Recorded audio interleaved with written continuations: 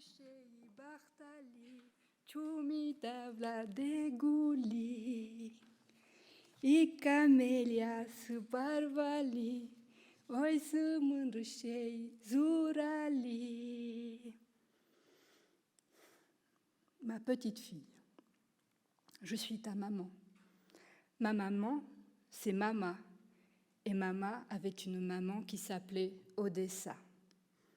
À Odessa, il y a la guerre maintenant. Et Odessa, ton arrière-grand-mère, est née au plein milieu de la guerre, il y a très longtemps.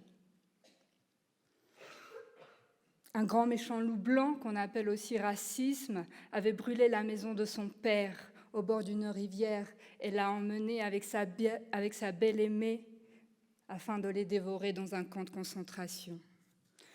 Le loup d'Odessa était à la tête d'une armée de soldats. Odessa est née là-bas, en Ukraine, dans la ville qui porte son nom. C'est de là-bas aussi, ma petite fille, que parmi tant d'autres pays nous venons. La maman d'Odessa a sauvé sa famille grâce à de faux papiers qu'elle a contrefaits. Quand elle est retournée au bord de la rivière, Odessa est devenue une femme et elle a eu une fille, c'est Mama. Et Maman qui a eu à son tour une fille, c'est Maman. Et maintenant te voilà, Camélia. Tu es aussi une petite fille rome, une Romnie. Partout où nous allons, Camélia, le loup revient rôder autour de nos maisons. Mais Maman, ma petite fille, sera toujours là pour faire attention à toi. Comme sur Maman avant toi avait veillé ta maman. I camelia se choucar, sari loulou gandaibar. Quand Odessa avait 15 ans, son papa l'a mariée à un paysan. Elle devait travailler dans le champ de son mari comme une esclave. Si elle faisait tomber un seau, il la battait.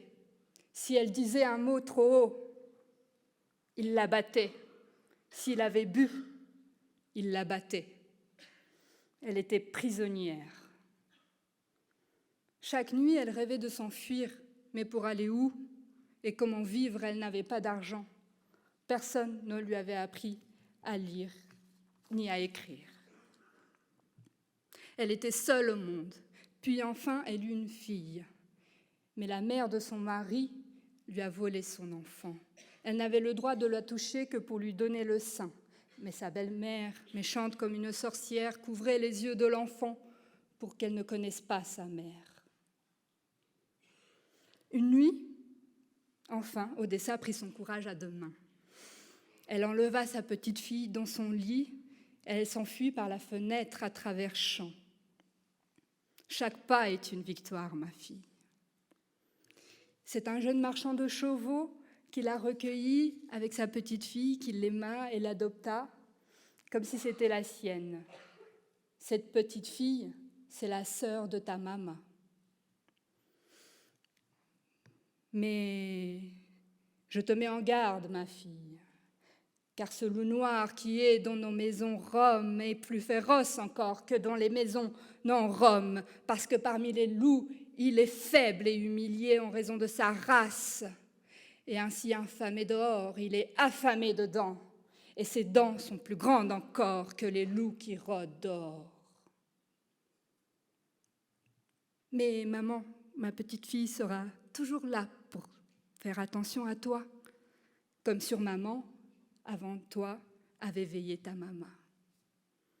I camelia mândrâșei Bartali, ciumi davla de guli. Ainsi, Odessa a appris à Mama que pour se protéger du loup noir et ne pas être enfermée dans la maison, il faut travailler pour gagner de l'argent et être indépendante économiquement. Mais ce que Odessa ignorait, mon enfant, c'est qu'on entre comme ça dans la gueule du loup d'argent. Quand maman était enfant, la maison au bord de la rivière a brûlé encore. Le mur de Berlin est tombé, Papo, mon papa, a perdu son travail. Il n'y avait plus rien à manger.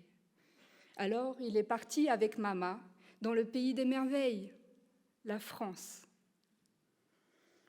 Quand elle est arrivée avec Papo en France, elle n'avait pas le droit de travailler.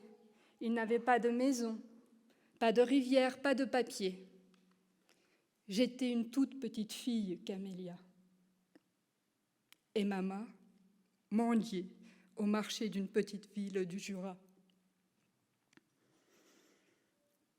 Puis Mama a trouvé un vrai travail. Chaque pas est une victoire. Mais une femme pauvre et immigrée paye son indépendance du prix de sa santé. Mama a travaillé dans les grands abattoirs. Elle partait le matin avant que je ne sois réveillée et toute la journée, elle lavait des milliers de poulets, les bras plongés dans l'eau froide et salée. Puis, quand il n'avait plus besoin d'elle, il la renvoyait. Alors, elle travaillait comme femme de ménage. Elle lavait les usines la nuit quand il n'y avait pas d'ouvriers. Et quand il n'avait plus besoin d'elle, alors elle faisait femme de chambre dans les hôtels.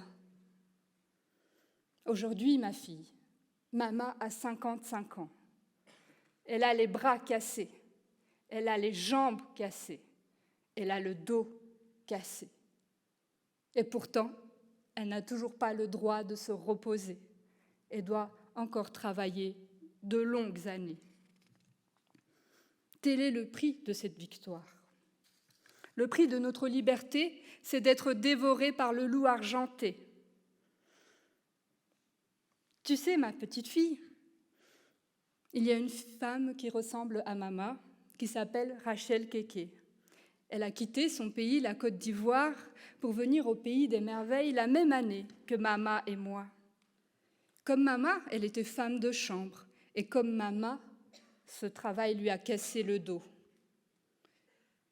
Mais Rachel Keke s'est battue avec d'autres femmes de chambre contre le loup argenté, et cette bataille, elles l'ont gagnée. Chaque pas est une victoire, ma fille. Depuis, Rachel Keke est devenue députée. Elle porte la voix des femmes comme Mama à l'Assemblée. Camélia zurali, romni barbali. Quand Mama était petite, Camélia, Odessa lui a appris qu'il fallait travailler pour être indépendante. Quand j'étais petite, Mama m'a appris que pour avoir un travail respectable, il fallait réussir à l'école. Lorsque j'avais 8 ans, Mama est allée m'inscrire à l'école. Mais nous n'avions pas de vraie maison. Nous habitions dans un camion. Alors le maire de la ville a refusé l'inscription. Une enfant comme moi, qui n'a pas de toit, ça n'a pas de droit. Quand enfant, je suis entrée à l'école, Mama se cachait.